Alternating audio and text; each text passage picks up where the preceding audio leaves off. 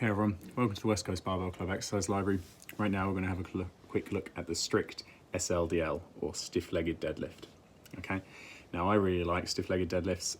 This particular variation I'm going to show you now, which I refer to as a strict SLDL, has actually probably become my favourite supplemental deadlift variation to use in hypertrophy blocks. Okay, I feel like it gets a ton of eccentric stress on my hamstrings, okay, and makes it one of the few deadlift variations that I really feel targets my hamstrings nicely. And that's probably what I would consider to currently be my lagging muscle group in my squats and deadlifts. My quads and glutes tend to get a fair bit of stress from all the variations that I include, adductors too in my squats.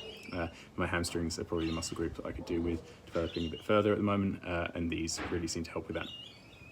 Okay, now with a strict stiff-legged deadlift, you're going to have to be pretty honest with yourself. Excuse me, it's a bee going for me. You have to be pretty honest with yourself in terms of setting your hip position and being consistent in terms of returning to ground level. Sorry about that. In a way where the bar's under a great degree of control, and while you continue to set yourself for a position that's poorly leveraged. Okay, so what that's going to end up looking like is a bit like this. Okay. So foot placement. Deliberately high hips, nicely extended back, squeezing the chest up, feeling a nice big stretch on the hamstrings. Okay.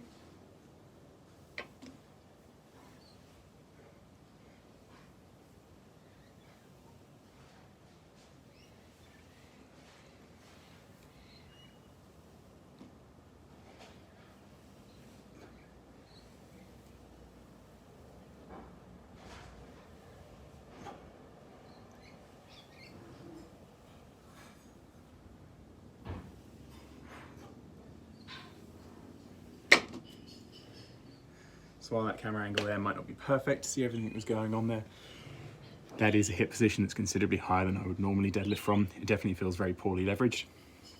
Okay, but you'll also notice throughout the set, I'm lowering the bar in as controlled a manner as possible, such that the plates come to rest on the ground almost silently.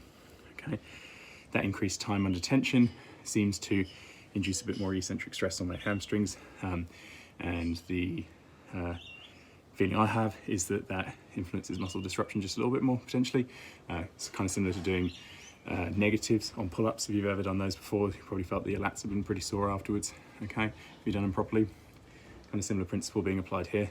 Okay, we're trying to lower the bar, nice and controlled, allow the plates to come to rest almost silently in the bottom position, taking a nice big breath for our next rep, which will pull from that poorly leveraged high hip position.